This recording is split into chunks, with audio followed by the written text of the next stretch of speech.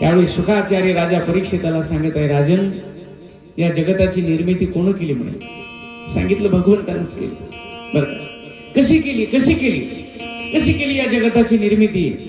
जसं कुंभार मडके घडवतो तशी केली का? ते कुंभार माती एकीकडून आणतो, पाणी एकीकडून आणतो, असं ते मिक्स करतो आणि त्याचं मग मडकं घडवतो, नाही का? म्हणजे कुंभार त्या मडक्यापासून अभिन्न आहे ना, अभिन्न आहे. गाडगं वेगळं आहे, ते मडकं वेगळं आहे, कुंभार वेगळा. अशी केली का जगताची निर्मिती? नाही बरं का. परमात्म्यानं कुंभारासारखी नाही केली या जगताची निर्मिती. त्याचं भांडवल वेगळं नाहीये. मग कशी केली? आपल्या घरामध्ये कोळी नावाचा कीटक असतो ना, कोळी नावाचा, ज्याला आपण कातिंग म्हणतो. कातिंग घराच्या कोपऱ्यात असते, जाळं बनवते ना, अशी जाळं. ती जाळं बनवण्यासाठी ती धागा कुठून आणत असते? कुठून आणते? कुठून आणते? कुठून आणते? ती कातिंग, ती जाळं बनवते घराच्या कोपऱ्यात. कुठून आणते धागा? आपल्या गावच्या दुकानातून आणला का? दुकानातून? कुठून आणला? कुठून आणला? ते कुठूनच आणत नाही, ते आपल्या तोंडातूनच काढते, बरं का? आपल्या मुखातूनच काढते आणि त्याचं जाळं बनवते. जोपर्यंत खेळायचं आहे तोपर्यंत खेळते, ज्यावेळेस त्याला मोडायचं आहे मोडून निघून जाते. बरं, तसंच केलं परमात्मा. या सृष्टीची निर्मिती करत असताना त्यानं असं भांडवल दुसरीकडून आणलेलं नाही आहे. तोच या सृष्टीच्या रूपाने नटलेला, तो अभिन्न आहे, या सृष्टीपासून अभिन्न आहे, बर का? सृष्टी आणि परमात्मा वेगळा नाही आहे, वेगळा नाहीये. त्याच्यापासूनच ही सृष्टी निर्माण झालेली आहे. म्हणजे या जगतामध्ये आपल्या डोळ्यानं जे जे दिसत आहे ते परमात्माच आहे, परमात्माच आहे. तीच तर शिकवण आहे आपल्या साधू संतांची आपल्याला. म्हणून तर आपण प्रत्येक ठिकाणाची पूजा करतो. आपण नदीची पूजा करतो ना, आपण झाडाची पूजा करतो बरं का? आपण डोंगराची पूजा करतो, आपण बैलाची पूजा करतो, आपण गायीची पूजा करतो, आपण कुत्र्याची पूजा करतो, आपण सापाची पूजा करतो ना, सगळ्यांची पूजा. कारण आपल्या साधू संतांची शिकवणच आपल्याला ती आहे की या जगतामध्ये जे जे काही दिसत आहे, जे काही दिसत असेल ते परमात्म रूपच आहे, परमात्म रूपच आहे. ही शिकवण आपल्याला साधू संतांची आहे. म्हणून आपण सृष्टी पूजक आहोत. आपण प्रत्येक ठिकाणीच देव पाहत असतो, बरं का? देव पाहत असतो. आणि हे फार महत्वाचं आहे, बरं. प्रत्येक ठिकाणीच देव आहे असा भाव अंतःकरणात प्रगट माणसानं करायचा असते. आणि ज्या दिवशी हा भाव अंतःकरणामध्ये प्रगट होईल, मी बोलून गेलो त्या दिवशी, मग बाकीच्या भानगडीत पडायची गरज पडणार नाही, बरं का? जे जे दृष्टी दिसे ते ते हरी रूप, पूजा ध्यान जप त्याशी नाही.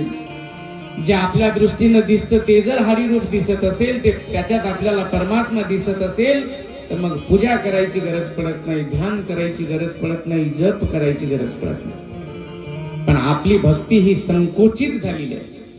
आपली भक्ती ही फक्त देवळापुरती मर्यादित आहे. आपल्याला फक्त त्या देवळातल्या दगडातच देव दिसतो, त्या देवळाच्या बाहेर असलेल्या माणसात दिसत नाही, बरं का? माणसात दिसत नाही. माणसातही दिसला पाहिजे. नामदेव महाराजांना कुत्र्यात दिसला होता, नाथ महाराजांना गाढवात दिसला होता. चाललं होतं ना ते कुत्र्याचं पोळी घेऊन पूर्णाची. नामदेव महाराजांनी सांगितलं, थांबा देवा, ती तशी सुक्की पोळी खाऊ नका, कोरडी पोळी खाऊ नका, पोट दुखेल म्हणे. तुपाची वाटी घेतली, कुत्र्याच्या मागे धावले, तूपही खा म्हणे त्याच्यासोबत. दिसला ना कुत्र्यात? दिसला. नाथ महाराज चालले होते, बरं का? पाणी घेऊन महादेवावर टाकण्यासाठी पाणी घेऊन चालले होते. मधातच गाढव पडलेलं होतं, बरं का? विवळत होतं, बरं का? तो त्याला त्रास होत होता, हातपाय घासत होते. थांबले आणि महादेवासाठी घेऊन जात असलेलं ते पाणी त्या गाढवाला पाजलं. दिसला ना गाढवात देव? दिसला. नामदेव महाराजांना कुत्र्यात दिसतो, नाथ महाराजांना गाढवात दिसतो, आपल्याला माणसात तरी दिसला पाहिजे. आणि ज्या दिवशी माणसात देव दिसेल, बरं का, समजायचे की आता खऱ्या भक्तीला सुरुवात झाली, बरं का? आपल्याला फक्त तिकडे ती देवळातच दिसत आहे, देवळातच दिसत आहे. बोलून गेलो मी त्या दिवशी. त्याला भक्ती म्हणता येणार नाहीये, बरं का? भक्ती म्हणता येणार नाहीये. माणसात देव ज्या दिवशी दिसेल त्या दिवशी खरा परमार्थ आहे, खरा परमार्थ आहे. देवळात जातो आपण, थाटमाट करतो देवाचा, बरं का, महागीचे हार घालतो त्या देवाच्या गळ्यात, त्याला चांदीचा टोप आहे, त्याला वेगवेगळ्या प्रकारचे वस्त्र आपण परिधान करत असतो. आणि मंदिराच्या बाहेर एखादा भिकारी असतो ज्याच्या अंगावर एक धड कापडही नसतं, त्याच्या अंगावर एखादं कापड आणून आपण टाकत नाही. सांगा कशाला परमार्थ म्हणायचं? याला परमार्थ म्हणायचं का? असा असतो का परमार्थ? त्याला परमार्थाचं नाटक म्हणावं लागेल, नाटक म्हणावं लागेल. म्हणून तर मी नेहमी सांगत असतो की तुमचा देव निराळा आहे आणि माझा देव निराळा आहे. बरं का, माझा देव निराळा आहे. तुम्हाला माहिती नाही माझा स्वभाव. झाला असेल समजा 6 दिवस झाले.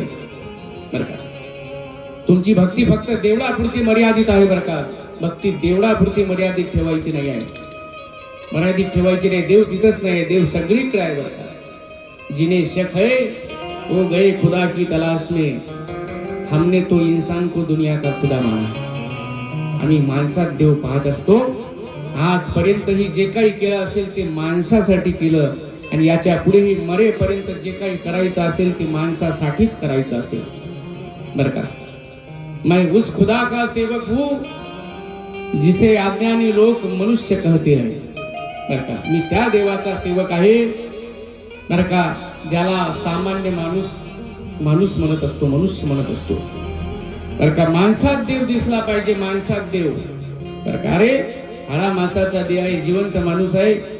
बरं का, त्याच्या संकटात धावून जायला कुणी तयार नाही, त्याला मदत करायला कुणी तयार नाही, त्याचं दुःख दूर करण्याचा प्रयत्न करायला तयार नाही. रात्रंदिवस देवळात पडून आहे माणूस. दगडाच्या मूर्तीचीच सेवा चालू आहे, दगडाच्या मूर्तीचीच सेवा चालू आहे. कधी जिवंत माणसाची सेवा करणार? कधी जाणार त्याच्या संकटात धावून? कधी करणार त्याचं दुःख दूर? बरं का, भक्ती कशाला म्हणायची हेही समजून घेत जा, देव कशाला म्हणायचं हेही समजून घेत जा. व्याख्या बदललेली आहे आपली देवाची. समजून घ्या, समजून घ्या. जोपर्यंत माणसात देव दिसत नाही तोपर्यंत तुमच्या भक्तीला काही किंमत नाही, काही किंमत नाही आहे. कायम लक्षात ठेवायचं, कायम लक्षात ठेवायचं. आणि म्हणून भक्ती मर्यादित ठेवू नका, मर्यादित ठेवू नका. ती व्यापक झाली पाहिजे, ती देवळापुरती मर्यादित नसली पाहिजे. देवळातही देव आहे तसा ज्या जगातही देव आहे हा भाव अंतःकरणामध्ये प्रकट केला पाहिजे. सगळीकडे देव आहे, हीच शिकवण आहे बरं का आमच्या साधू संतांची. म्हणून आपण सगळ्याच ठिकाणी देव बघत असतो, बरं का, पूजा करत असतो. फार महत्वाचं आहे. पण एका ठिकाणी आहे आणि दुसऱ्या ठिकाणी नाही, हे जर आपल्या ठिकाणी असेल, हे विचार जर आपल्या ठिकाणी असेल, हा भ्रम जर आपल्या ठिकाणी असेल तर त्याचा परिणाम वाईट होतो. एका ठिकाणी रामकृष्ण परमहंसाचं प्रवचन चालू होतं. प्रवचनामध्ये सांगत होते की देव सगळीकडे आहे म्हणून. सगळीकडे माणसात आहे, सामान्य जीवात आहे, पशु पक्ष्यांमध्ये आहे, नदीत आहे, डोंगरात आहे, पहाडात आहे, सगळीकडेच आहे, सगळीकडेच आहे. एक माणूस बसला प्रवचनाला, प्रवचन ऐकलं, शब्दाच्या मागेच पडणार होता. बरं का, जायला लागला रस्त्यानं, जायला लागला. देव सगळ्यात आहे म्हणे, देव सगळ्यात आहे, देव सगळ्यात आहे. आणि तिकडून पिसाळलेला हत्ती येत होता. बरं का, पिसाळलेला हत्ती. महाराजांनी सांगितलं म्हणे देव सगळ्यात आहे, देव सगळ्यात आहे. गेला हत्तीच्या जवळ, धरलं हत्तीनं, सोंडीनं आदळणी घातली. कसा कसा बसा वाचला ते. गुडघे फुटले, डोकं फुटलं, कपडे फाटले, रक्त बंबाळ झाला. कसा तरी वाचला आणि पळतच निघाला. बरं आला रामकृष्ण परमहंसाकडे, सांगितलं बंद करा म्हणे तुमचं प्रवचन. सांगत होते म्हणे देव सगळीकडे आहे, देव सगळीकडे आहे, देव सगळीकडे आहे. बघा म्हणे तुमच्या देवानं कशी अवस्था केली माझी. रामकृष्ण परमहंसांनी सांगितलं काय झालं रे? काय झालं म्हणजे? गेलो म्हणे असं रस्त्यात, तिकडून येत होता हत्ती आणि गेलो त्याच्या जवळ. देव समजून घातली म्हणे हादळणी. बघा आता गुडघे फुटले, डोके फुटले, कपडे फाटले माझे. बघा तुमच्या देवाचं काय काय केलं तुमच्या देवाने. रामकृष्ण परमहंसांनी सांगितलं जरा समजून सांग म्हणे नेमकं काय घडलं होतं. त्यावेळेस त्याने सांगितलं काही नाही म्हणे महाराज, असं रस्त्याने चाललो होतो, डोक्यात विचार चालू होता, देव सगळीकडे आहे. तुम्ही सांगत होते पशु पक्ष्यांमध्ये आहे, प्राण्यांमध्ये आहे, मनुष्य प्राण्यांमध्ये आहे, सगळ्या जीवजंतूंमध्ये आहे. तिकडून पिसाळलेला हत्ती येत होता म्हणे, त्याच्यावर एक माणूस बसलेला होता. तो सांगत होता बाजूला भारी हत्ती पिसाळलेला आहे, बाजूला भारी हत्ती पिसाळलेला आहे. गेलो म्हणे त्याच्याजवळ, घातली आदळणी. रामकृष्ण परमहंसांनी सांगितलं दादा तुला हत्तीतला देव दिसला, पण हत्तीवर बसलेला माणूस तुला सांगत होता ना, त्या माणसातला देव सांगत होता ना बाजूला हो हत्ती पिसाळलेला आहे, तिथं नाही दिसला का? तिथं नाही दिसला का देव? बरं का, तुला फक्त हत्तीतलाच दिसला. असा घोळ होण्याची शक्यता आहे. एका ठिकाणी जर दिसत असेल दुसऱ्या ठिकाणी जर नाही दिसत तर मग असा घोळ होण्याची शक्यता. म्हणून देव सगळीकडेच आहे, सारखा आहे. कारण या सृष्टीची निर्मिती करत असताना तोच या सृष्टीच्या रूपाने नटलेला आहे, तोच आहे बरं का, सगळीकडे तोच आहे. आणखी एक महत्वाची गोष्ट बरं का, एक गोष्ट लक्षात ठेवायची आहे, सगळीकडे देव, पण कधी कधी एखाद्या वेळेस व्यावहारिक दृष्ट्या ज्याच्या बरोबर जसा व्यवहार करायला पाहिजे तसाही कधी कधी करायचा असतो, इथंही त्रास होण्याची शक्यता. तुकोबाराय सांगतात विंचवात देव आहे, सापातही देव आहे. मग त्या विंचवाला धरून आणायचं आणि असं देवाऱ्यात ठेवायचं आणि त्याची पूजा नाही करायची. त्या विंचवाला धरून आणलं आणि देवाऱ्यात ठेवून पूजा केली की चांगला प्रसाद देईल तो आपल्याला. त्याच्यात देव आहे आहे. तुका म्हणे विंचू सर्प नारायण, वंदावे दुरून शिव नये. विंचवातही नारायण आहे, सापातही नारायण आहे, पण त्याला असं जवळ घ्यायचं नाही, त्याची पूजा नाही करायची, त्याला दुरूनच नमस्कार केला पाहिजे. याला व्यवहार म्हणतात, याला व्यवहार म्हणतात. एकच स्त्री असते, ती पतीलाही आलिंगन देते, तीच स्त्री पुत्रालाही आलिंगन देते. पण ज्यावेळेस पतीला आलिंगन देते त्यावेळेस तिचा भाव निराळा असतो, आणि पुत्राला आलिंगन देते त्यावेळेस तिचा भाव निराळा असतो. याला व्यवहार म्हणतात, याला व्यवहार. म्हणून व्यावहारिक दृष्ट्या ज्याच्या बरोबर जसं व्यवहार करायचा आहे तसा व्यवहार केला पाहिजे कधी कधी, नाहीतर तिथे घात होण्याची शक्यता आहे. सगळीकडे देव आहे बरं का, सगळीकडे देव आहे, सारखा देव आहे. म्हणजे या सृष्टीची निर्मिती त्यानं स्वतःपासून केली, तोच नदीच्या रूपाने प्रकट झालेला आहे, तोच झाडाच्या रूपाने झाला. म्हणजे झाडामध्ये तो आहे, नदीमध्ये तो आहे, मनुष्यांमध्ये तो आहे, स्त्रीमध्ये तो आहे, पशु पक्ष्यांमध्ये तो आहे बरं का. दगडही तोच आहे, मातीही तोच आहे. मग मला सांगा, माती जर तो असेल तर मग खायचं कोणी कुणाला? माती जर तो आहे, दगडही तो आहे, झाडही तो आहे, नदी तोच आहे. मग माती जर तो आहे तर मग खायचं कुणी कुणाला? म्हणून आईला सांगतो, आई मी माती खाल्ली राहिली बरं का. दुसरा भाव सांगितला की परमात्मा कर्म करतो, पण कर्तेपणाचा अभिमान धारण करत नाही की मी हे कर्म केलं. हा भाव त्याच्या अंतःकरणामध्ये नसतो. म्हणून आईला सांगतो, आई मी माती खाल्ली नाही, पण माझ्या परमात्म्याने माती खाल्ली होती. अशी सुंदर कथा शुकाचार्यांनी राजा परीक्षिताला सांगितली बरं का. राजाला आनंद झाला, विचारला प्रश्न, महाराज काय पुण्य केलं असेल हो नंद बाबा यशोदाईने, काय पुण्य केलं असेल त्या गोकुळातल्या गोप गोपींनी की जगाचा बाप त्यांना आनंद देतो? काय पुण्य केलं असेल नंद बाबांनी की तो परमात्मा त्यांच्या अंगा खांद्यावर खेळतो? काय पुण्य केलं असेल त्या यशोदाईनी की त्या यशोदाईच्या मांडीवर जगाचा बाप बसतो, तिचा मार खातो, तिने केलेली सगळ्या प्रकारची शिक्षा सहन करतो? काय पुण्य केलं असेल? त्यावेळेस शुकाचार्य सांगत आहे, राजन हे यशोदाईनी नंद बाबा सामान्य नाही. नंद बाबा पूर्वजन्मी द्रोण होते बरं का, वसु द्रोण नावाची, आणि धरा नावाची त्यांची ही पत्नी यशोदा. दोघांनी मिळून घोर तपश्चर्या केली होती. परमात्मा प्रसन्न झाल्यानंतर सांगितलं, प्रभू आमच्या घरी पुत्र रूपाने प्रगट व्हा म्हणे. म्हणून आज माझा परमात्मा त्यांच्या घरी पुत्र रूपाने प्रगट झाला आणि त्यांच्या अंगाखांद्यावर खेळतो. गोपगोपी सामान्य नाही, त्यांच्या जीवनामध्ये साधना आहे, तपश्चर्या आहे, परमार्थ आहे. म्हणून जगाचा बाप त्यांच्या सोबत खेळतो, त्यांच्या सोबत गायी चारतो, त्या गोपींना आनंद देतो बरं का. हे त्यांच्या तपश्चर्येचा परिणाम आहे, ते सामान्य नाही बरं का. आनंद देता एक दिवसचा प्रसंग आहे. सकाळ सकाळची वेळ, यशोदाई मंथन करत होती बरं का. यशोदाई मंथन करत होती, अशी दही घुसळत होती. आणि माझा परमात्माला असं पदराला धरून उभा राहिला बरं का. सांगितलं, आई ए आई, अगं तू म्हातारी आहे ना, म्हातारी आहे ना, मग सकाळी सकाळी हे काम करायचं काय कारण आहे ग?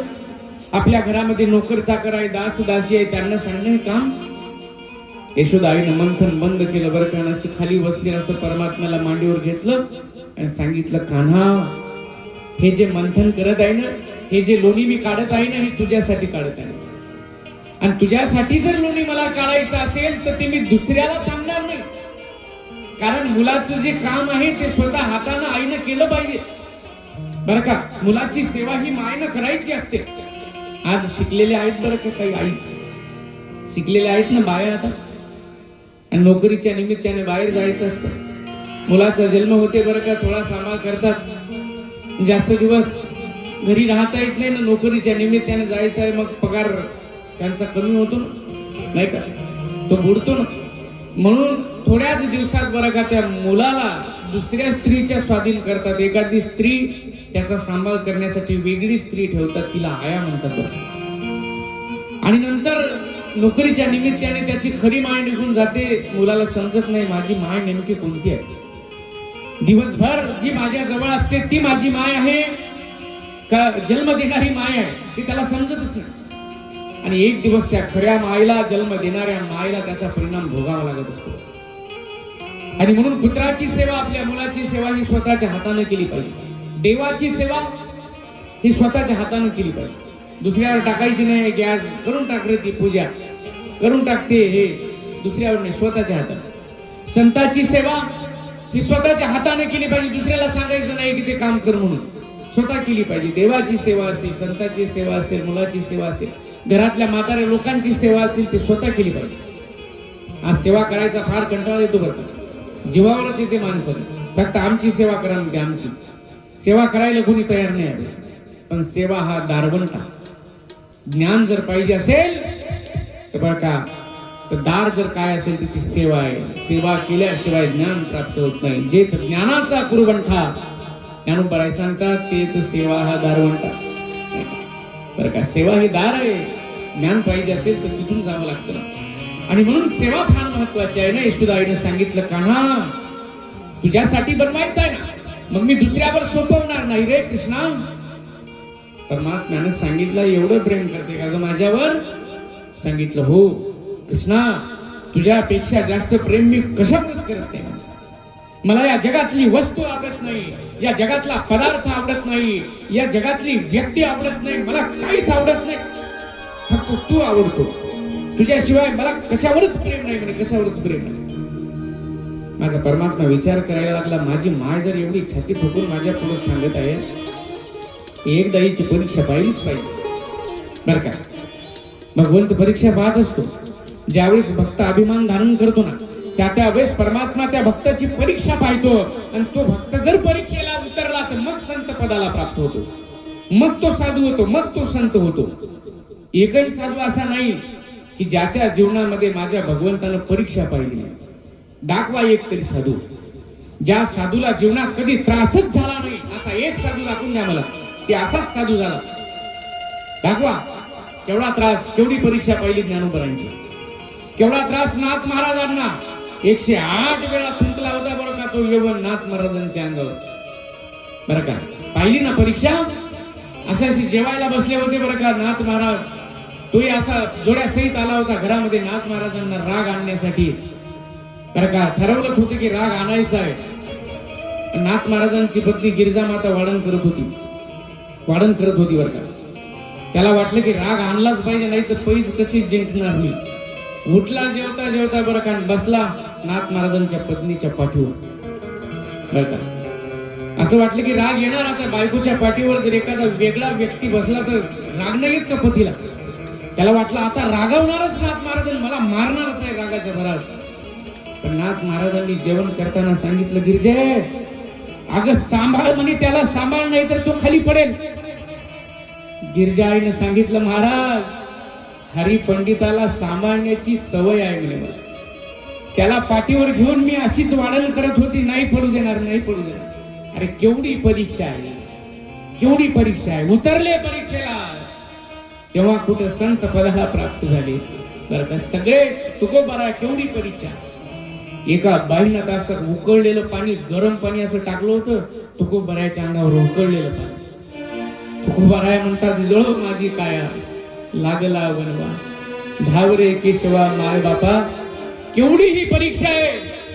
एकाच्या शेताला कुंपणाला फक्त म्हैस लागली होती बरं का. आला तुकोबारायांच्या घरी, काठीनं एवढं मारलं, सुजून काढलं बरं का. तुकोबारायांचं अंग सुजून काढलं. तरी तुकोबाराय त्याच्या घरी जातात आणि त्याला सांगतात की तुमचे हातपाय चेपू द्या, म्हणते काल तुम्ही मला मारलं, तुम्हाला त्रास झाला असेल. अरे केवढी ही परीक्षा, केवढी ही परीक्षा. म्हणून संत पदाला प्राप्त झाले. परीक्षेला उतरल्याशिवाय माणूस साधू होत नाही. बरं का. परीक्षेला उतरल्याशिवाय माणूस संत होत नाही. आज आव्हान चालू आहे तो भाग निराळा. बरं का. आपण नाही उतरू शकत परीक्षेला. आपण जर भागवताच्या मंडपाकडे येत असेल आणि रस्त्याने येताना जर पायाला ठेच लागली तर दुसऱ्या दिवशीपासून भागवतच बंद करते. काय बरं केलं म्हणते, काल चालली होती भागवताला आणि ठेचच लागली म्हणते, दुसऱ्या दिवशीपासून भागवत बंद. काय परीक्षेला उतरणार आहोत आपण? नाही उतरू शकत. संत परीक्षेला उतरले म्हणून संत पदाला प्राप्त झाले ठरवलं.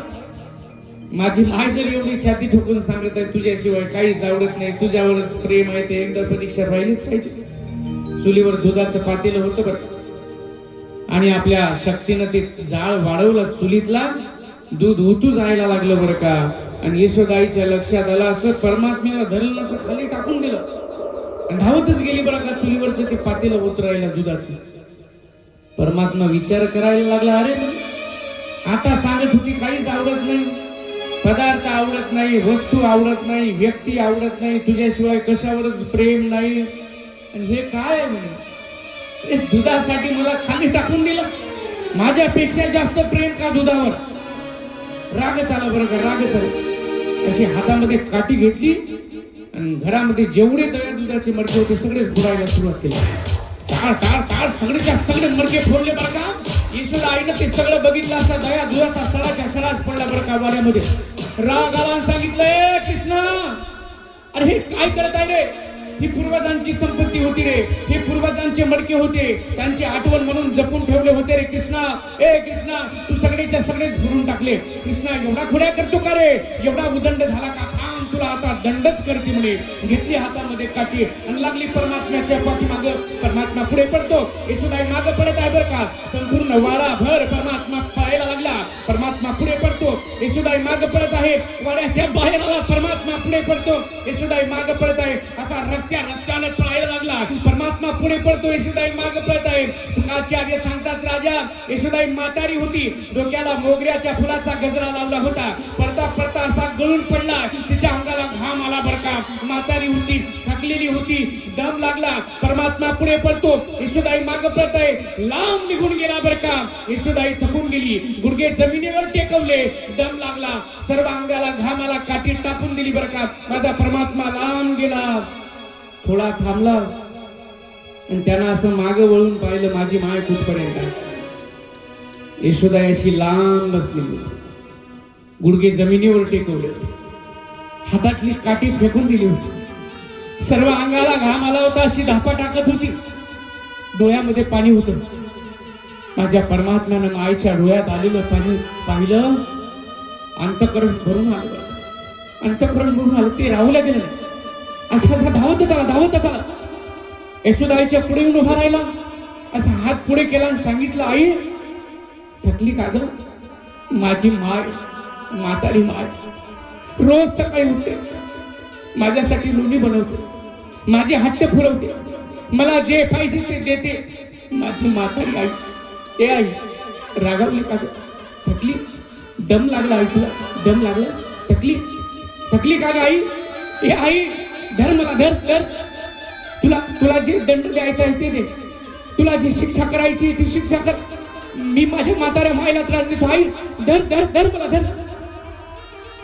स्वतःहून आला बरं का, स्वतःहून आला आणि सांगितलं, धर म्हणे मला, दे तुला जी शिक्षा द्यायची ती दे, दंड कर मला, कोणता दंड कर.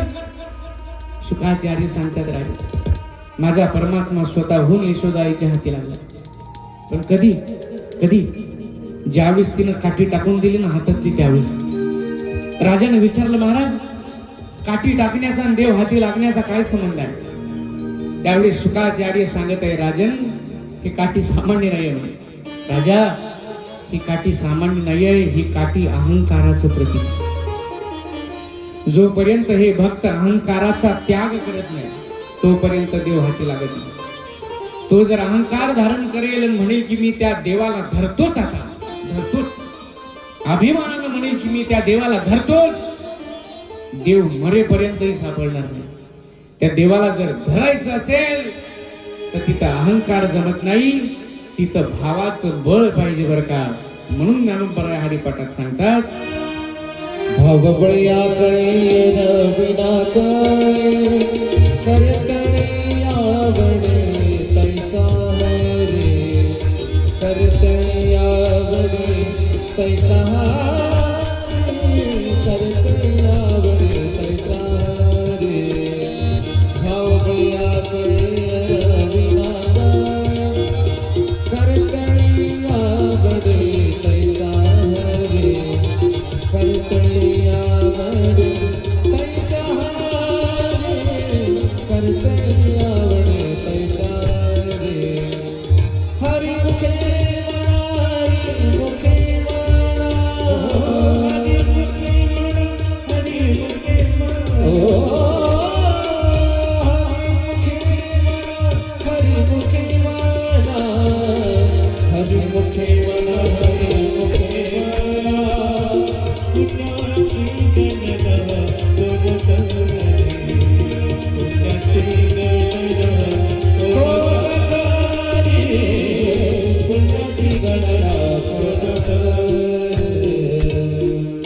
भावबळे आकडे येरवी नाकडे. त्याला धरायचं आहे ना, मग त्याला जर धरायचं असेल तिथं भावाचं बळ पाहिजे, अहंकार नाही जमत. बरं का, अहंकार जर आपण धारण केला आणि मी सांगितलं की मी त्या देवाला धरतो, देव मरेपर्यंत सापडणार नाही. बरं का, तिथं भावाचं बळ पाहिजे, भाव पाहिजे ना, अहंकाराचा त्याग केला पाहिजे. ज्यावेळेस तिने ती अहंकार रूपी काठी टाकून दिली त्यावेळेस परमात्म्यानं सांगितलं आता मला धर म्हणे. धरलं बरं का, रागावलेलीच होती. सांगितलं कान्हा आईला त्रास देतो का रे म्हातारे, आईला किती किती पळवलं रे माग, आता तुला बांधूनच ठेवते. असं हाताला धरलं, ओढत ओढतच आणलं बरं का रस्त्यात. सगळ्या गोपी गोळा झाल्या, यशोदाईच्या माग माग येत आहे. यशोदाईला विनंती करत आहे, आई असं ओढू नको ना गं, त्याला त्रास होईल ना. यशोदाई बोलतच नाही बरं का, ओढत ओढतच नेलं. असं अंगणामध्ये भलं मोठं उकळ होतं, त्या उकळाच्या पुढे उभं केलं, सांगितलं तो उभा राहा, बांधून ठेवते मी तुला, आता बांधूनच ठेवते. सगळ्या गोपी गोळा झाल्या बरं का. यशोदाईला विनंती करत आहे, आई आई नको ना बांधू का त्याला, देणं सोडून देणं, सोडून देणं, केली असेल त्यानं थोडी सोडून देणं. सांगितलं का ग, तुम्हीच तर रोज त्याच्या नावानं गाराणी घेऊन येता. तुझा कृष्ण दयाची चोरी करतो, तुझा कृष्ण दुधाची चोरी करतो, तुझा कृष्ण घरातल्या लोकांना त्रास देतो, तुम्हीच येताना रोज त्याच्या नावानं गाराणी घेऊन. आणि आज मी त्याला बांधायला गेली तर म्हणता की सोडून दे, जा निघून.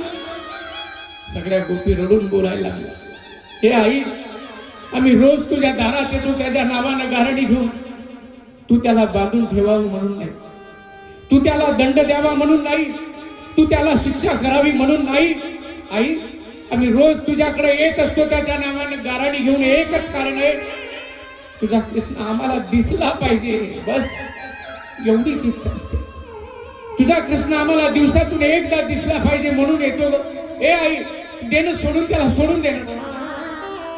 यशोदाई रागावलेली होती. सांगितलं, ए गोपींनो जा म्हणे, निघून जा, नाही ऐकणार तुमचं. सगळ्या गोपी उदास झाल्या, निराश झाल्यावर रडायला लागल्यावर खाली मान घालून निघून गेल्या. माझा परमात्मा रडायला लागला. सुखाचार्य सांगतात, राजा राजा माझा परमात्मा रडायला लागला. माझी माय मला आता बांधणार आहे म्हणून, माझी माय मला बांधणार म्हणून जगाचा बाप रडायला लागला. ए राजा, जगाचा बाप एका एका डोळ्यातून दोन दोन अश्रूच्या धारा खाली यायला लागल्या. ज्या ज्या वेळेस या जगातला जीव संकटात सापडतो, ज्या ज्या वेळेस या माणसाकडे दुःख येतं आणि ते दुःख घेऊन तो माणूस त्या भगवंताकडे जातो, त्या त्या वेळेस या जगातल्या लोकांचे अश्रू पुसणारा परमात्मा, त्या त्या वेळेस या जगातल्या लोकांचे अश्रू पुसणारा परमात्मा, माझी माय मला बांधणार म्हणून ढसा ढसा रडायला लागला. ढसा ढसा एका एका डोळ्यातून दोन दोन अश्रूच्या धारा येत आहेत. डोळ्याला लावलेला काजळ असं गालावर उतरलं बरं का, आणि मग तर परमात्मा जास्त सुंदर दिसायला लागला. सांगितलं, ए कृष्णा रडू नको, रडू नको, आता बांधून ठेवते मी तुला, बांधूनच ठेवते.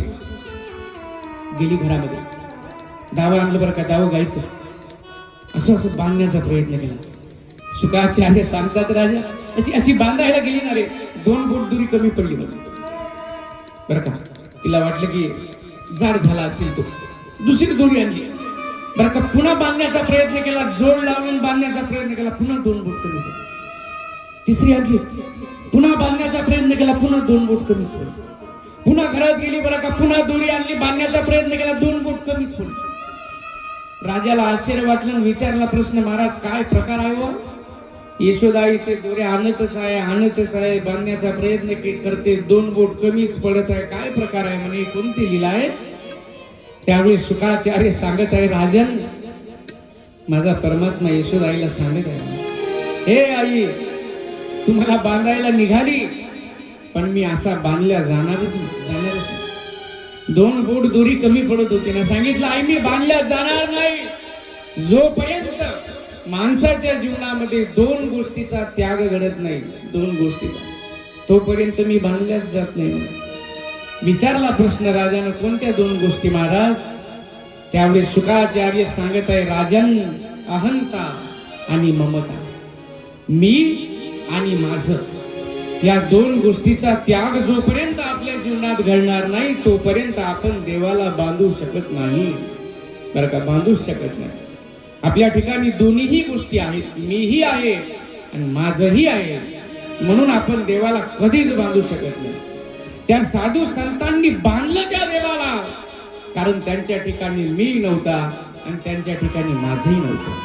आणि एक महत्वाची गोष्ट सांगू का, ज्याच्या जीवनामध्ये हे मी आणि माझं संपलं ना, ज्ञानोबराया त्याला संन्यासी म्हणतात. संन्यासी, संन्यासाची व्याख्या सांगतो तुम्हाला.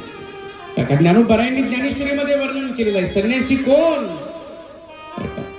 मी आणि माझी आठवण विसरले जयाचे अंतकरण, पार्था तो संन्यासी जा निरंतर. नाही का, मी आणि माझं ज्याच्या जीवनात संपलेलं आहे त्याला ज्ञानोबराया संन्यासी म्हणतात. तो संसारिक जरी असेल तरी सुद्धा, बरं का, तो संसारिक जरी असेल पण त्याच्या जीवनातलं मी आणि माझं संपलं असेल त्याला संन्यासीच म्हणा, संन्यासीच म्हणा. आणि एखादा असेल भगवे वस्त्र धारण केलेला, स्वतःला त्यागी म्हणून घेत असेल, स्वतःला संन्यासी म्हणून घेत असेल आणि त्याचा मी संपला नसेल आणि त्याचं माझंही संपलं नसेल तर त्याला संन्यासी चुकू नये म्हणून. आणि असंच संन्यासी बरेच भेटतील आता तुम्हाला बघायला.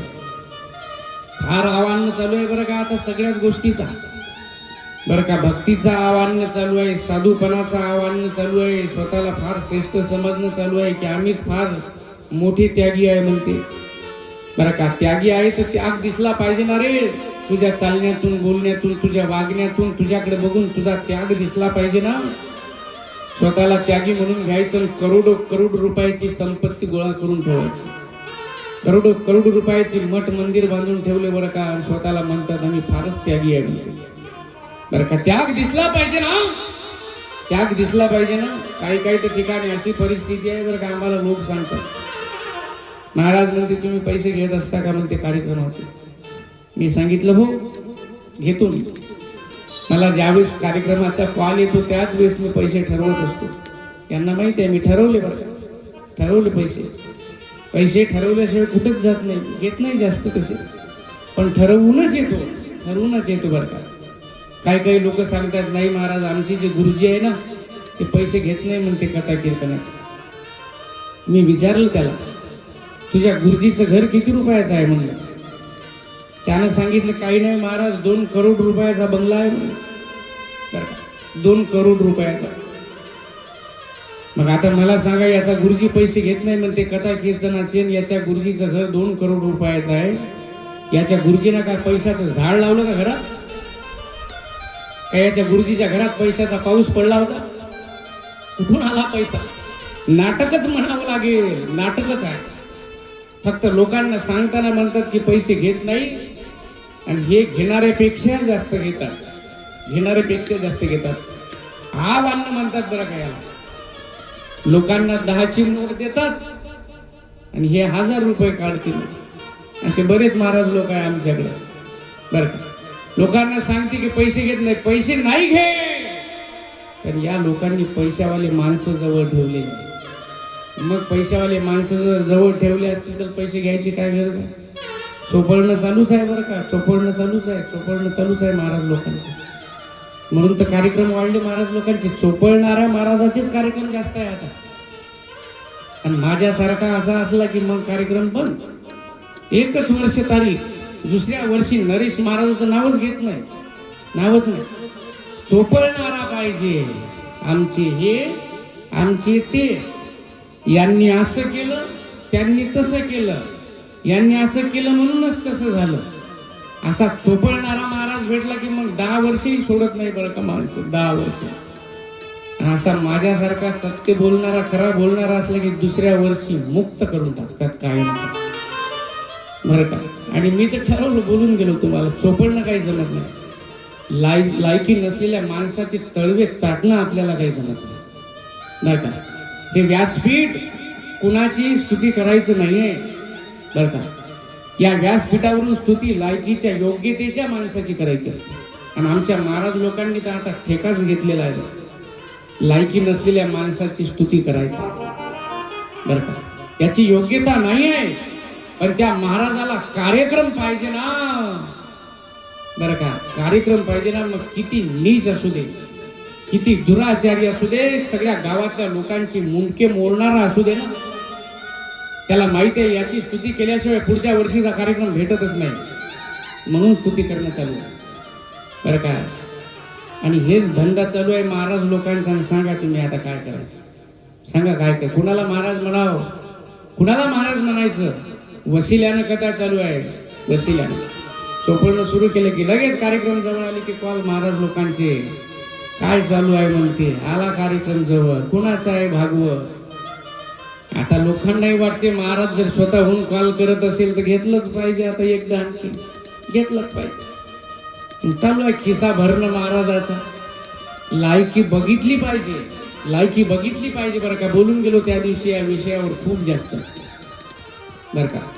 अनिकाची स्तुती आम्हा ब्रह्महत्या, मला सांगतात एका वाचून त्या पांडुरंगा, नाही का. फार महत्वाची गोष्ट आहे बरं का. करावी स्तुती, परंतु तो व्यक्ती योग्यतेचा असला. या व्यासपीठावरून त्याच्याबद्दल आपण बोलत आहोत तर त्याच्याबद्दल जे बोलत आहे ते त्याच्या जीवनामध्ये असलं पाहिजे. नाही त्या गोष्टी इथून सांगायच्या नसतात. त्याच्यासाठी हे व्यासपीठ नाहीये. असं चोपडणं चालू आहे बरं का, चोपडणं चालू आहे. म्हणून बंगले बांधले महाराज लोकांनी, करोडो रुपयाचे. म्हणून 50-50 लाखाच्या गाड्या घेतल्या महाराज लोकांनी बरं का, म्हणून घेतल्या. हे पैसा नाही घेत असं लोकांना सांगतात, पण असे पैशावाले जमा करून ठेवले ना, याला आव्हान म्हणतात, आव्हान म्हणतात. असेच भेटतील तुम्हाला आता बरं का. काही संपलेलं नाही आहे जीवनात. मी संपलं नाही, माझंही संपलं नाही. गोळाच करणं, सगळं जमाच करणं चालू आहे बरं. असा असतो का संन्यासी? भगवे वस्त्र धारण केले, नाटक करणे, याला काही संन्यासी म्हणायचं नाही? नाही, त्यानं भगवे वस्त्र धारण केलेले नसेल, पण त्याच्या जीवनात मी आणि माझं संपलं असेल तर त्याला संन्यासीच म्हटलं पाहिजे, संन्यासीच म्हटलं पाहिजे. ही झाली संन्यासाची व्याख्या.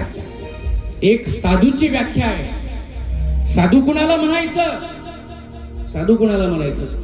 जे असं कपाळभर गंध लावते तो, ज्याच्या गळ्यात 10-15 माळा आहे तो, अशी हातभर शेंडी वाढवली तो, अशी माझ्यासारखी केस वाढवली तो बरं का, भगवे वस्त्र धारण करतो तो, नवीन रंगाचे कपडे घालतो तो. कोणाला म्हणायचं साधू? काय व्याख्या आहे साधूची? साधूची व्याख्या आहे बघा. साधूची व्याख्या आहे, जे का रंजले गांजले त्याशी म्हणे जो आपुले, तोची साधू ओळखावा, देव तेथेची जाणावा बरं का. जे रंजल्या गांजल्यांना आपलंस करतो, आपलंस म्हणतो, दुसऱ्याचं दुःख पाहून दुःखी होतो, त्याचं दुःख दूर करण्याचा प्रयत्न करतो, गोर गरिबाला मदत करतो, लोकांच्या संकटात धावून जातो, त्या जगाला आपलंसं समजतो, त्या सगळ्या लोकांवर सारखं प्रेम करतो, त्याला साधू म्हणायचं, त्याला साधू म्हणायचं. आवडणारे साधू नाही बरं का. त्या रंजल्या गांजलांना आपलं म्हटलं पाहिजे बरं का. ही साधूची व्याख्या आहे. साधू ही पदवी नाही आहे, संत ही पदवी नाही आहे. आज कुणालाही साधू म्हणतो आपण बरं का. आला असा माझ्यासारखा आला की लगेच म्हणते साधू आहे, संत आहे म्हणते. कशाचा संत आहे? आम्ही जंत आहे, जंत बरं का. साधू निराळा आहे, संत निराळा आहे, त्यांचा अधिकार फार मोठा असतो बरं का. संत संत सब कहे, कबीर महाराज सांगतात, कठीण संत का पंथ, काम क्रोध को जीता नहीं, संत नहीं वो जंत. कबीर महाराज म्हणतात, अरे काम क्रोधादी विकारांना आवर घालता आला नाही, त्याच्यावर विजय प्राप्त करता आला नाही, कशाचा साधू, कशाचा संत. असा असतो का संत, असा असतो का संत बरं का. संत नाहीये, संत नाही, संत ही पदवी नाही. आज तर कोणालाही साधू म्हणतो आपण. थोडस चांगलं व्याख्यान केलं, थोडस चांगला बोलला, संतच आहे म्हणते, साधूच आहे म्हणते. काही नाही साधू बरं का. फार बिकट परिस्थिती आहे बरं. कोणालाही साधू म्हणायचं नाही, कोणालाही संत म्हणायचं नाही. आता आम्ही स्वतःला संत म्हणून जरी घेतलं तरी म्हणायचं नाही, आम्ही स्वतःला साधू म्हणून घेतलं तरी म्हणायचं नाही. आम्ही नाही आहे साधू, हे स्वतःचा मोठेपणा मिरवण्यासाठी आम्ही साधू आहे, आम्ही संत आहे. असे कार्ड बघताना तुम्ही महाराज लोकांचे कार्ड आहे ना, महाराज लोकांची. माझंही आहे. त्या नावाच्या पुढेच एक पदवी टाकलेली असते, नावाच्या पुढे पदवी. किती पदवी आहे नाही लोकांच्या, नाही का. धर्माचार्य, कीर्तन केसरी, भागवताचार्य, धर्मभूषण बर का, मृदंग महामेरू, गायन सम्राट, गान कोकिळा.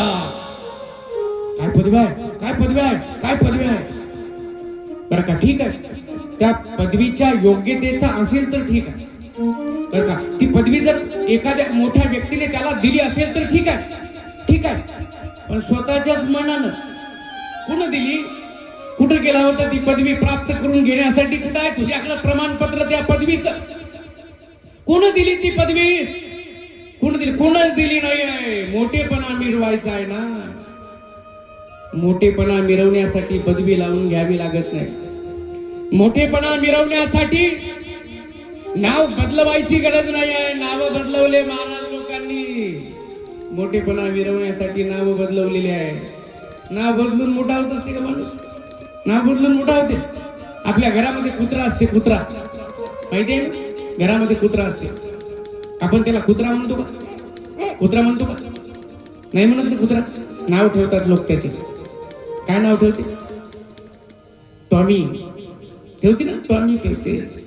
कोणी टायगर ठेवते, कोणी काय ठेवते, कोणी काय ठेवते. आता माझ्याकडे नाही, मला माहित नाही बघ. नाव ठेवतात. आता मला सांगा, त्या कुत्र्याचं किती नाव बदललं, त्या कुत्र्याला किती टायगर म्हटलं, तर कुत्र्याचा वाघ होते का? त्या कुत्र्याला किती टायगर म्हटलं तर त्याचा वाघ होणार आहे का? नाही हो. कुत्रा कुत्राच राहते, हे समजून घेतलं पाहिजे महाराज लोकांनी. किती नाव बदलले तर कुत्र्याचा वाघ काय होत नाही. कुत्रा कुत्राच राहतो, वाघ वाघच राहतो. ही फार महत्वाची गोष्ट आहे. याला आव्हान म्हणतात. मोठेपणा. लोकांनी मला मोठं म्हणावं. अभि लोकांनी मोठं म्हणावं असं जर इच्छा असेल तर वाघ तसा आचरण ठेव, तसा स्वभाव ठेव. आपलं जीवन खर्ची घाल या लोकांच्यासाठी. तुझा देह चंदनासारखा झिजव या समाजासाठी. समाजासाठी देह झिजव, तेव्हा लोक मोठं म्हणतील तुला. नाव बदलून माणूस मोठा होत नाही, पदवी लावून माणूस मोठा होत नाही. संत ही पदवी नाही आहे, साधू ही पदवी नाही आहे. संत ही अवस्था आहे. आणि ही अवस्था कुणालाही येते बरं, कुणालाही येते. तुम्हाला माहिती आहे, नामदेव महाराजाच्या घरी धुणं भांडी करणारी एक बाई होती. सडा साडवण करणारी, झाडलोट करणारी, दळण कांडण करणारी एक बाई. काय नाव होतं? जनाबाई. आपण पहिल्या दिवशी झाकी बघितली, दुसऱ्या दिवशी धुणं भांडी करणारी एक सामान्य बाई होती, झाडलोट करणारी, नाही का, केर भरणारी. तिला अवस्था आली तर संत झाली बर का. एक नदीच्या काठावर बसून चेपला शिवणारा माणूस, चेपला शिवत होता, रोज लोकांची जोडे शिवत होता, पॉलिश करत होता. काय नाव त्याचं? संत रोहिदास. अवस्था आली तर साधू झाला. एक शेले विणणारा सामान्य माणूस, कबीर महाराज, अवस्था आली साधू झाला. एक मडके घडवणारा सामान्य माणूस, गोरोबा काका, अवस्था आली तर साधू झाला बर का. शेतामध्ये एक सामान्य माणूस काम करत होता, पंढरी जवळ होती, कधी पंढरीत पाय ठेवला नाही. अवस्था आली तर संत झाला सावता महाराज बर का. अवस्था आली तर संत झाले. हे तर माणसं होते. त्रेतायुगात एका पक्षाला अवस्था आली होती. त्रेतायुगात एका पक्षाला अवस्था आली होती. काय नाव त्याचं? काय नाव होतं? जटायू आली होती ना अवस्था, प्रतिकार करण्यासाठी गेला होता ना रावणाचा. त्रेतायुगात एका पक्षाला अवस्था आली तर संत झाला बर का. जटायूची जात ही गिधाडाची जात आहे बरं, गिधाडाची जात आहे. त्रेतायुगात एका गिधाडाला अवस्था आली तर संत झाला. आणि आज माणसं गिधाडासारखी वागतात. त्याला उन्नती म्हणावी का अवुन्नती म्हणावी? नाही का? साधू ही पदवी नाही आहे, संत ही पदवी नाही आहे, संत ही अवस्था आहे बरं का. ती अवस्था कुणालाही येऊ शकत असते. मग कोण साधू? ती रंजल्या गांजल्यांना आपलंस करतो, दुसऱ्याच्या संकटात धावून जातो, दुसऱ्याच्या दुःखाचा विचार करतो. जेवढं दुःख दुसऱ्याला जे दुःख होतं त्याचं दुःख पाहून तेवढंच दुःख जर त्याला होत असेल आणि ते दुःख दूर करण्याचा प्रयत्न जर एखादा करत असेल तर तो साधूच आहे. साधूच आहे. फक्त कपडे बदलून साधू होत नसतो, फक्त वेश बदलून साधू होत नाही. आज आव्हान चालू आहे, आव्हान चालू आहे आणि आपण अशाच आव आणणाऱ्या लोकांच्या मागे लागलो. म्हणून तर जीवनाचं वाटोळ करून घेतलं. बाहेरंगाला भुलू नका, अशा आंडू पांडू गिल्ली दांडूच्या मागे नका जाऊ बरं का. चांगल्या माणसाच्या मागे जात जा. ज्ञानोबा तुकोबा नाथ महाराज दिले सोडून आणि हे आताच तिकडून आले आणि चालले त्यांच्या मागे बरं का. लागले त्यांच्या पायावर नाक घासायला, लागली त्यांची सेवा करायला. पाय धुवून देऊ का, आंघोळ करून देऊ का, काय पाठ घासून देऊ? आमच्या तिकडे आहे महाराज लोक बाया फार पाठ घासून देते महाराजाची सलपट निघेपर्यंत बरं का. पाठ घासून देणारे आहे आमच्याकडे, महाराजही पाठ घासून घेणारे आहे आमच्याकडे. फार बिकट परिस्थिती निर्माण झाली. आव आणणारीच आहे बरं का. समजून घ्या बाया हो, तुम्हाला याच्यातून सोडवण्यासाठीच बरं का किती थोर पुरुषांनी बलिदान दिलेलं आहे बरं का. किती त्रास झाला सावित्री आईला तुम्हाला माहिती आहे ना, किती त्रास झाला. लोकांनी शेण फेकून मारलं, चिखल फेकून मारला. तिला असं वाटलं होतं की मी या स्त्रियांना शिक्षण दिलं पाहिजे, नाही तर हे अशाच गुलाम होतील. वाचा एखाद्या वेळेस महात्मा ज्योतिराव फुल्यांनी लिहिलेलं गुलामगिरी नावाचं पुस्तक वाचलं का? गुलामगिरी वाचा, कधीतरी वाचा, मग समजेल तुम्हाला तुमच्यासाठी कोण काय करून ठेवलेलं आहे. त्याच महात्मा ज्योतिराव फुल्यांनी आपल्या पत्नीला सावित्री आईला शिकवलं, म्हणून तुमच्यावर सुखाचे दिवस आले, सुखाचे दिवस आले. एका गीतामध्ये फार सुंदर वर्णन केलेलं आहे बरं का, सुंदर वर्णन केलेलं.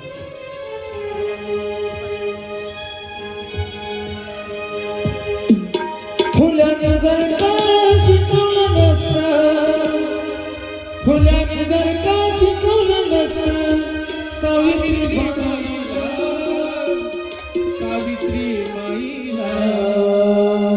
आज सुखाचे दिवस आलेच नसते कुठल्याच बाईला. आज सुखाचे दिवस आलेच नसते कुठल्याच बाईला. आज सुखाचे दिवस आलेच नसते कुठल्याच बाईला. आज सुखाचे दिवस आलेच नसते कुठल्याच बाईला. आज सुखाचे दिवस आलेच नसते कुठल्याच बाईला.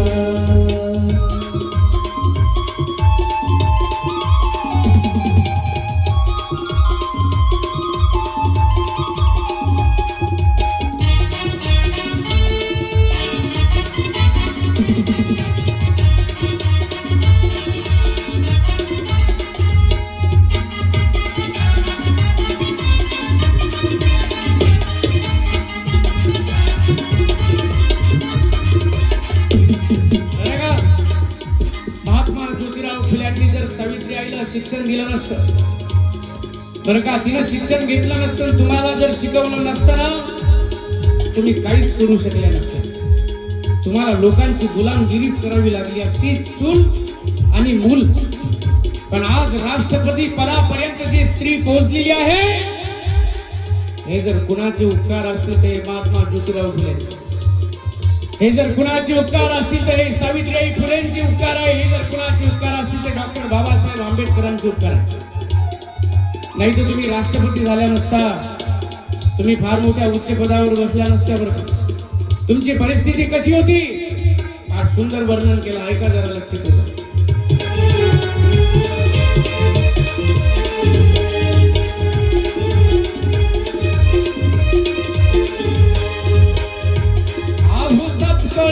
स्वर्गाच्या आत नवसाच स्वर्गाच्या आत स्वर्गाच्या आत नवसाच स्वर्गाच्या आत नारीची सुंदर जात नारीची सुंदर जात नारीची सुंदर जात नारीची सुंदर जात अशी होनिया रायाची जशी वाघीन टिपिगऱ्यात कशी वागीन पिंजऱ्यात कशी वागीन पिंजऱ्यात स्त्री मुक्तीने दिला तडाखा त्या पेशवाईला स्त्रीमुक्तीने दिला तडाखा त्या पेशवाईला स्त्री मुक्तीने दिला तडाखा त्या पेशवाईला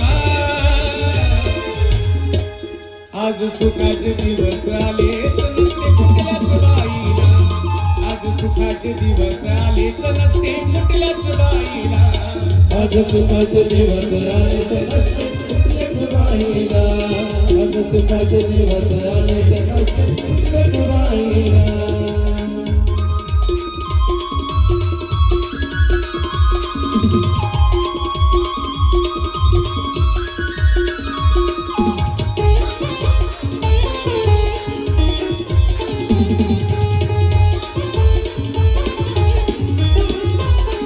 बरं का?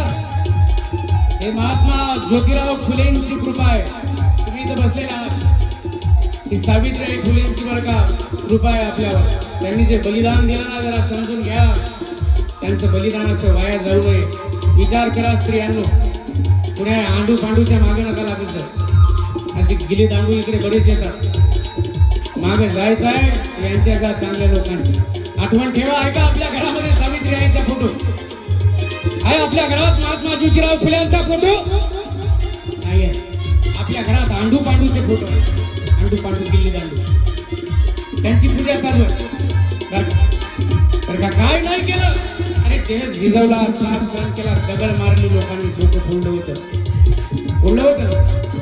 बरं का पूर्वीचा काळ एवढा अवगत नव्हता बरं कसं शिक्षण केलं महात्माराव ज्योतिराव फुल्यांनी फार सुंदर वर्णन केलं ऐका बरं ऐका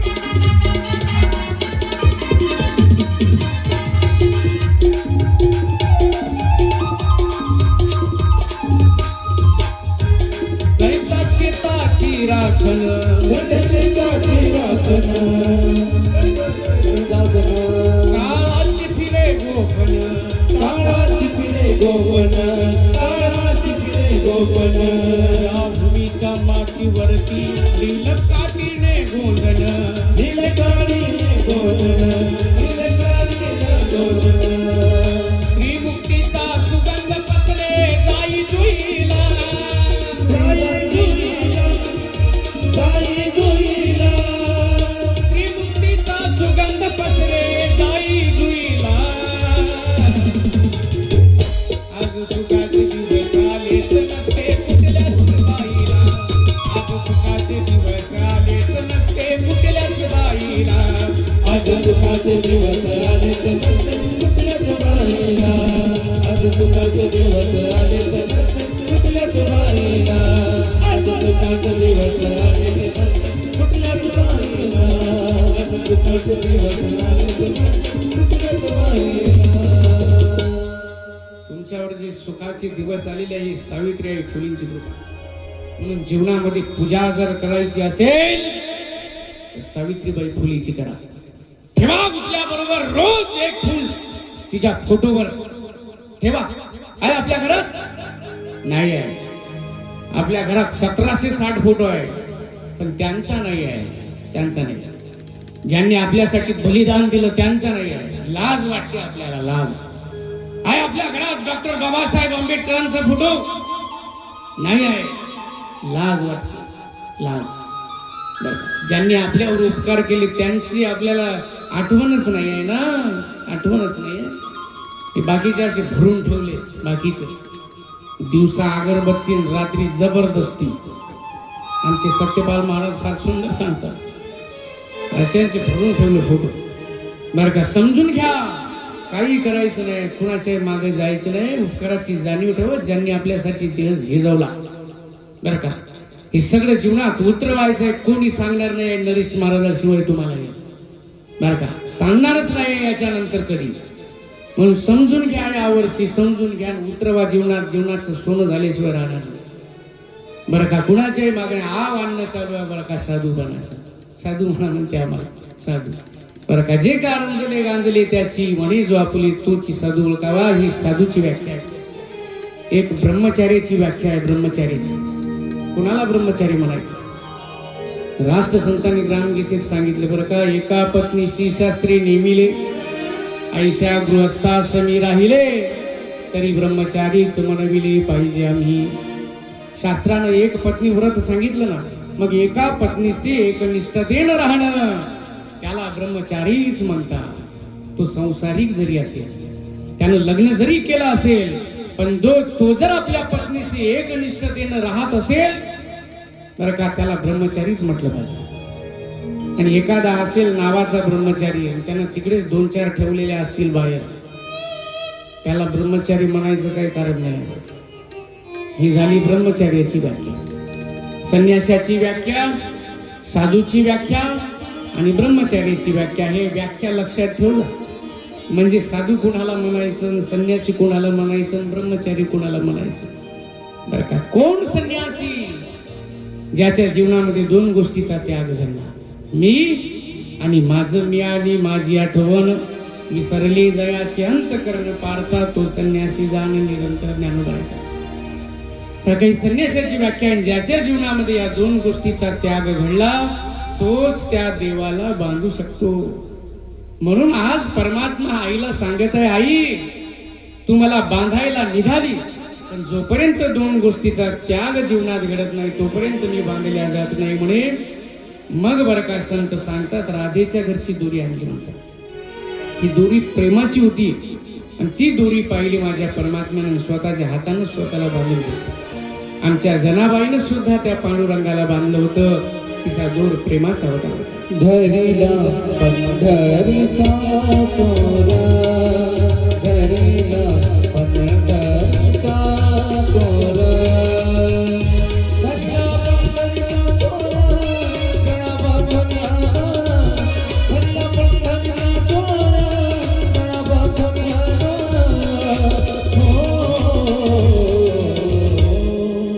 धरिला चोरा, धरिला पंढरीचा चोरा, धरिला पंढरीचा चोरा,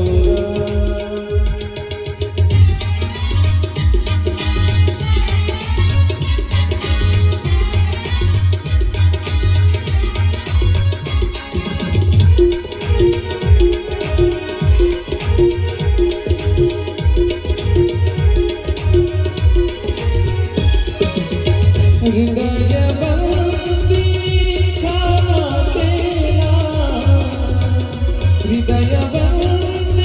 धरिला पंढरीचा चोरा, गळा बांधून आला,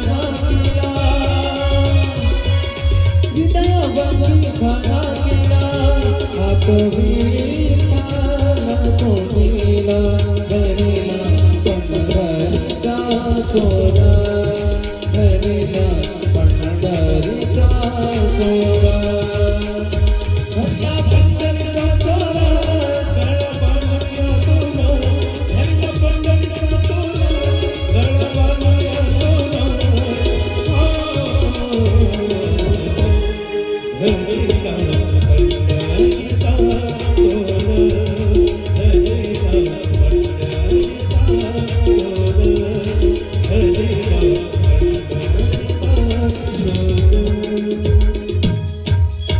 आमच्या जनाबाईनं त्या पांडुरंगाला बांधलं पण तिचा दोर प्रेमाचा होता. प्रेमाचा दोर असल्याशिवाय जगाच्या बापाला बांधता येत नाही ना. बरं का, संत सांगतात ते दोर प्रेमाचा होता बरं का, राधेच्या घरचा होता. आणि म्हणून मग स्वतःच्या हाताने स्वतःला बांधून घेतलं. यशोदाई रागावलेलीच होती बरं का. सांगितलं, ए कृष्णा, त्या म्हाताऱ्या आईला त्रास देतो का रे? आता दिवसभर असंच बांधून ठेवते म्हणे, तुला इथंच राहा. कामाच्या निमित्ताने निघून गेली बरं का. शुकाचे आजे सांगतात, राजा माझा परमात्मा पुढे एक लीला करायला लागला बरं. ज्या उकळाला बांधलं होतं ना, ते उकळ घेऊन असं पुढे पुढे पुढे पुढे जायला लागलं.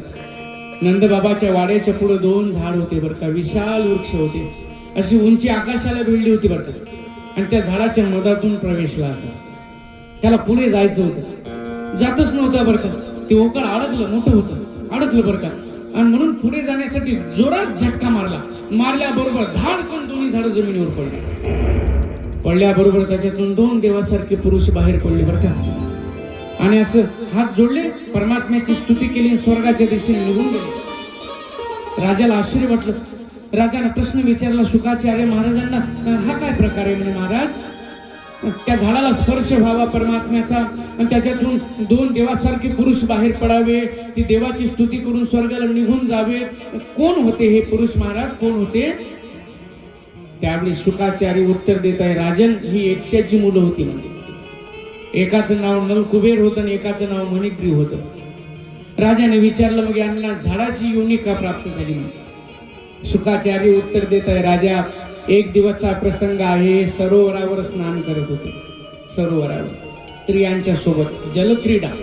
दिगंबरावस्थेमध्ये एकही कापड अंगावर नव्हतं, विवस्त्र होऊन नशा केली होती बरं का. दारू पिऊन होते, मदिरा पान करून होते, बेधुंद झाले होते. स्त्रियांच्या बरोबर जलक्रीडा करत होते, एकमेकांच्या अंगावर पाणी फेकत होते बरं का. आणि तिकडून नारद महर्षी असे चालले जात असताना बरं का, त्या स्त्रियांनी पाहिलं, त्या लाजल्या. त्यांनी आपले वस्त्र घेतले, बाजूला जाऊन बसल्या होते. पण हे बेधुंद झालेले होते. दोघेही तसेच उभे राहिले. आदर केला नाही, नमस्कार केला नाही, जरा लाजही वाटली नाही, कपडे अंगावर घेतले नाही, तसेच. अरे एवढा मोठा साधू रस्त्यावरून जात आहे, अधिकारी पुरुष, जरा काहीतरी वाटायला पाहिजे होतं ना त्या दोघांना. काहीच वाटलं नाही. नारद महर्षींनी बघितलं, रागच आला बरं. सांगितलं, का रे, मोठ्याची मुलं आहात ना, श्रीमंताची मुलं आहात ना, जरा काहीतरी वाटायला पाहिजे होतं. नाही नमस्कार केला ठीक आहे, पण जरा लाज वाटायला पाहिजे होती ना. अंगावर एकही कापड नाही, असेच झाडासारखे उभे राहिले. जा झाड होऊन पडाल म्हणे. बरं का, भानावर आले, धावतच आले बरं का. नारद महर्षींच्या चरणावर डोकं टेकवलं, सांगितलं, महाराज क्षमा करा, चूक झाली म्हणे, बेधुंद झालं होतं, नशा केलेली होती, समजलंच नाही महाराज, उशाप द्या म्हणे, उशाप द्या. नारद महर्षींनी सांगितलं, शाप खोटा ठरणार नाही, झाडाची योनी प्राप्त होणारच आहे. पण द्वापार युगामध्ये कृष्ण परमात्म्याचा अवतार झाल्यानंतर, स्पर्श केल्यानंतर माझ्या परमात्म्यानं तुम्हाला मुक्ती प्राप्त होईल म्हणे झाड योनीतून. म्हणून आज माझ्या परमात्म्याचा स्पर्श झाडाला झाला आणि झाड योनीतून मुक्ती प्राप्त झाली. म्हणून तर मी नेहमी सांगत असतो, एखादा अधिकारी सत्पुरुष साधू, एखादा अधिकारी संत, अधिकारी बरं का, संत हा शब्द मी वापरला की समजायचं अधिकारी. सामान्य लोकांबद्दल मला अजिबात बोलायचं नाही, अधिकारी माणसाबद्दल मी बोलत आहे. अधिकारी साधू जर संत आपल्याला असताना जाताना दिसला ना, तर त्याचा आदरातिथ्य केलं पाहिजे, त्याच्याशी आपला व्यवहार चांगला असला पाहिजे बरं, त्याला नमस्कार केला पाहिजे ना, आपण प्रेमाने बोललं पाहिजे ना. आज असं होत नाही. दुर्जनाचे गावी साधू म्हणजे काय, व्याघ्रवाडा गाय सापडली महाराज म्हणतात. दुर्जनाच्या गावामध्ये एखाद्या साधूचं जाणं, खऱ्या साधूचं जाणं म्हणजे एखाद्या वाघाच्या तावडीत गाय सापडावी ना, तशी अवस्था होते. पण साधूचा अपमान करायचा नाही आहे, बोलून गेलो मी. साधूच्या अपमानाचा परिणाम फार मोठा आहे बरं. बाकीचं मला अधिकारी साधू बद्दल बोलायचं. राजा परीक्षिताने खऱ्या साधूचाच अपमान केला होता ना, त्याचाच हा परिणाम आहे ना. 7 दिवस भागवत ऐकायची वेळ आली होती. तक्षक नावाचा सर्प डसून मरणार आहे, 7 दिवसात तेच कारवाई की खऱ्या साधूचा अपमान केला होता. साधूला फरक नाही पडत बरं का. साधूला कोणी निंदी, कोणी वंदी, कोणी मारी, कोणी पूजा करी, मज हेही नाही तेही नाही, वेगळा दोही पासून असा असतो साधू. त्याला काही घेणं देणं नसतं. पण साधूला झालेला त्रास भगवंताला आवडत नाही आवडत. साधूची सेवा फार महत्वाची आहे, साधूचं आदरातिथ्य फार महत्वाचं आहे. एखाद्या वेळेस देवाची पूजा करायला आपण बसलो, तर एखादा अधिकारी साधू जर पुढून आला तर देव सारावे परते आणि संत पूजावे आरती. देवाला बाजूला करा आणि पहिल्यांदा साधूच्या चरणावर डोकं टेकवा, कारण साधू हा देवापेक्षाही श्रेष्ठ आहे, देवापेक्षाही श्रेष्ठ आहे. म्हणून जीवनात साधूचा अपमान कधी करायचा नाही आहे बरं का. साधूचा अपमानाचा परिणाम एक दिवस भोगावाच लागतो. म्हणून खरा साधू जर दिसला तर आदर करावा, त्याला नमस्कार करायचा आहे. आणखी एक महत्वाची गोष्ट ऐकून घ्या, एका हाताने नमस्कार करायचा नाही आहे बरं का, दोन्ही हाताने बरं का. दोन्ही हाताने आपल्याला भगवंतानं 2 हात दिले ना, मग दोन्ही हाताने. आज एका हाताने नमस्कार करणं म्हणजे स्टँडर्डपणा समजतात लोक. 2 हाताने नमस्कार करणं म्हणजे ते गावठी लोकांचं लक्षण आहे ते. एका हाताने नमस्कार केला की स्वतःला फारच हुशार समजतात. शिकलेले आहेत ना तर जरा जास्त त्यांना वाटतं की एका हाताने नमस्कार केला म्हणजे आम्हाला चांगलं मोठं समजतं, पण असं सांगतात की एका हाताने नमस्कार करायचा नाही, मग ते निषिद्ध आहे म्हणतात. आपण रस्त्यावरून चाललो, एखादं मंदिर लागलं तरी एका हाताने नमस्कार, एखाद्या साधूचं दर्शन घ्यायचं असेल एका हाताने नमस्कार, देवाचं दर्शन घ्यायचं असेल एका हातानेच करतो. कुठे गेला दुसरा हात आपला, दुसरा हात कुठे गेला, दिला ना देवानं दुसरा हात. मग याचा उपयोग कधी करायचा मग का फक्त सकाळी सकाळीच करायचा असते? याचा उपयोग सकाळी सकाळीच मधात केला पाहिजे, कधी कधी मधात. दोन हात आहे ना, मग दोन्ही हाताने नमस्कार केला पाहिजे. रस्त्यावरून जात असताना कोणाला राम राम करायचं आहे तर असं दोन हात जोडून बरं का, आणि हातामध्ये वस्तू असेल काही बरं का, डोक्यावर ओझं असेल काही काम असेल तर मान खाली करायची, मान खाली करून नमस्कार, पण एका हातानं करायचं नाही. दुसरी गोष्ट, खरा साधू असेल, संत असेल, अधिकारी सत्पुरुष असेल तर त्याच्या चरणावर डोकंच टेकलं पाहिजे. हे कपाळ टेकलं पाहिजे, टेकलं पाहिजे. का टेकलं पाहिजे? तर त्या साधूच्या पायाची धूळ आपल्या कपाळाला लागली पाहिजे बरं का. आणि साधूच्या पायाची धूळ जर आपल्या कपाळाला लागली तर काय होते? काय होते? संत चरण राजा, संत चरण राजा, संत चरण राजा लागता समाजा. संत चरण राजा, संत चरण राजा, संत चरण राजा लागता समाजा.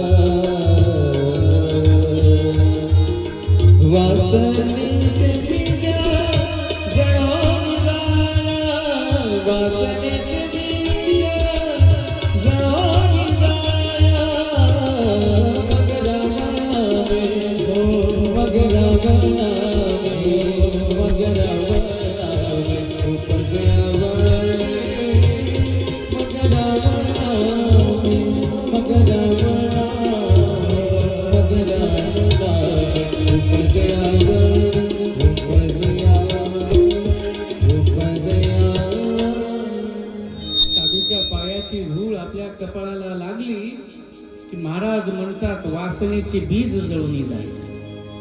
संत चरण रज लागत असत वासनेची बीज जळून जाईल. साधूच्या पायाची धूळ कपाळाला लागली की वासनेचे बीज जळून जाते. एवढा महिमा आहे साधूच्या पाय धुळीचा, एवढा महिमा आहे साधूच्या रजकणाचा. म्हणून साधूच्या चरणावर डोकं टेकवलं पाहिजे बर का.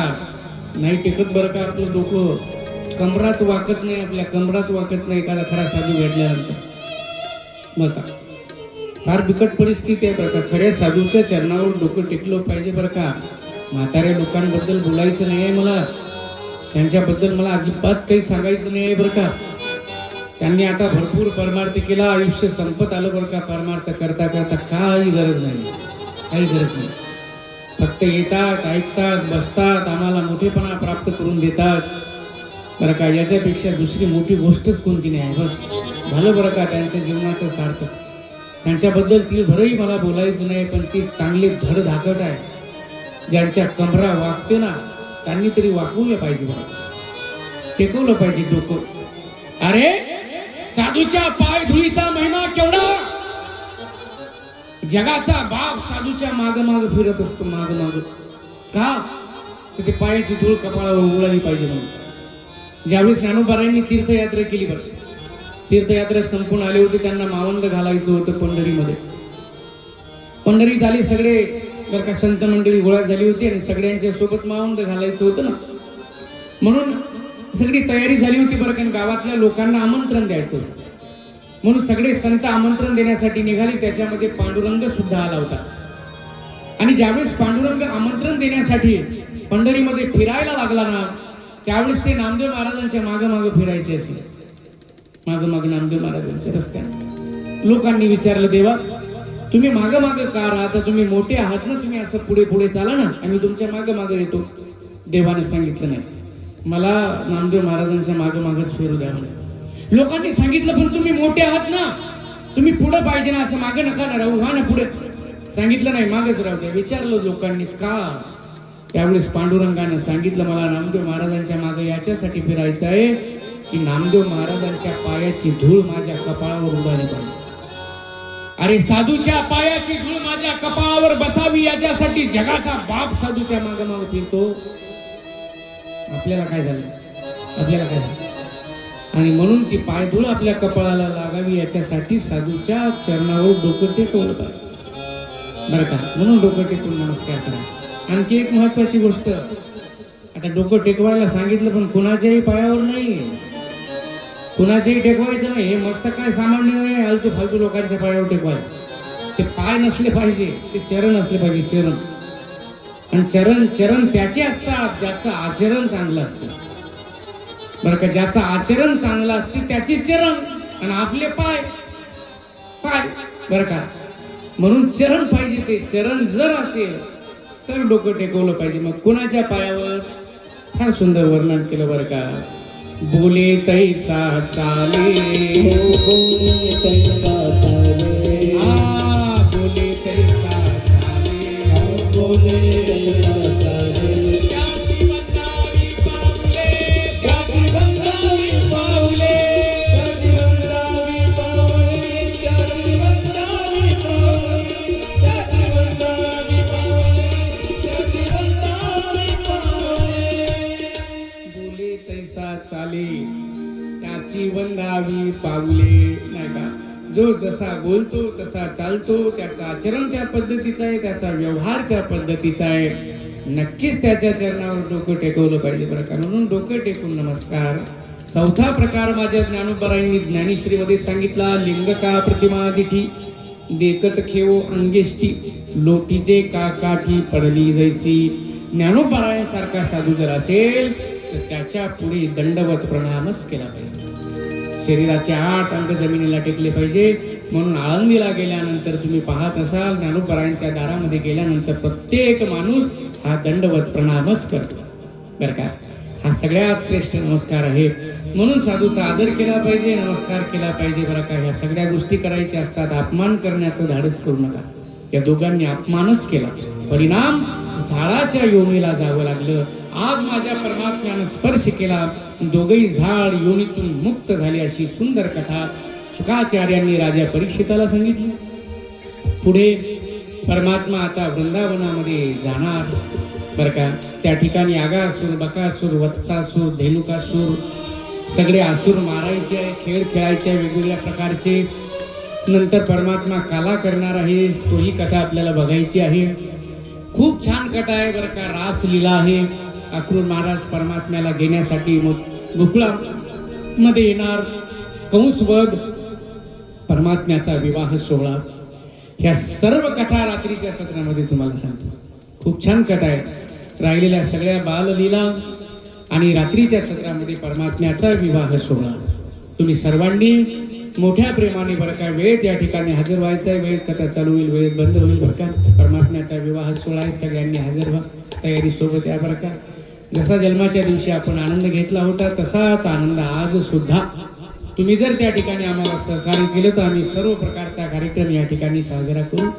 आमच्या कथेमध्ये सगळंच होत असतो बरं का. अगदी हळदीपासून कार्यक्रम करत असतो आम्ही, लग्नाचा हळदीपासून. पण ते जर सगळं तयारी असेल तर, सगळ्या मुली जर मिळतील, सगळं साहित्य उपलब्ध करून जर दिलं तर सगळंच खूप छान आनंद घेता येईल बरं का आपल्याला. म्हणून सर्वांनी या. तो आनंद आपण घेऊ बरं का. 6व्या दिवशीचं हे सत्र परमात्म्याच्या चरणावर, तुम्हा सर्व मायबापांच्या चरणावर ठेवून याच ठिकाणी थांबायचं. एकदा नामाचं मुकुट सिर मोर का मेरे चित चोर का, मुकुट सिर मोर का मेरे चित चोर का, मुकुट सिर मोर का मेरे चित चोर का. दोनों कटिले कटार से, दोनों सरकार कटिले कटार से. मुकुट सिर मोर का मेरे चित चोर का, मुकुट सिर मोर का मेरे चित चोर का. दोनों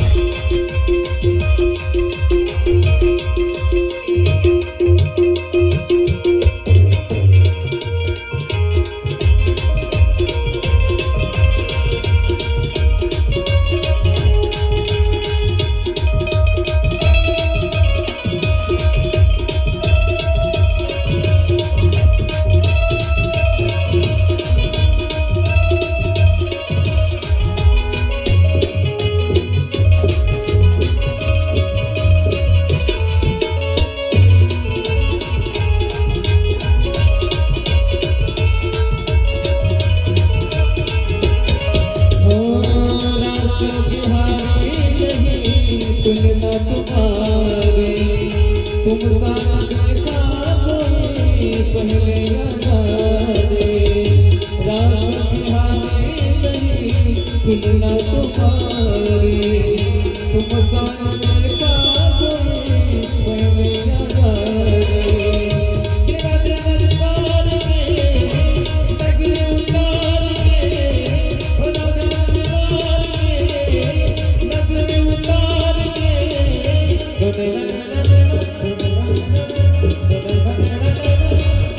दोनों सरकार कटिले कटार से, दोनों सरकार कटिले कटार से.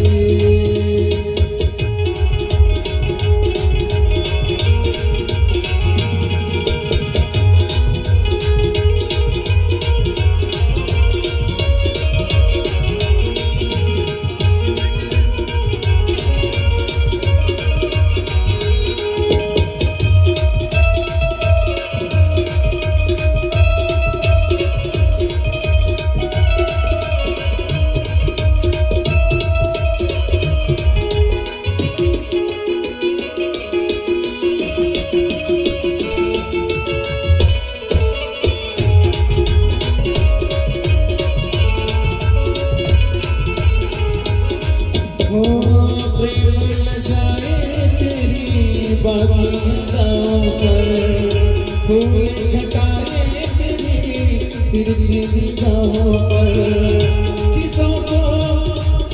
किसों जज्बार के हिरण में हार के, किसों जज्बार के हिरण में हार के. दोनों सरकार दोनों सरकार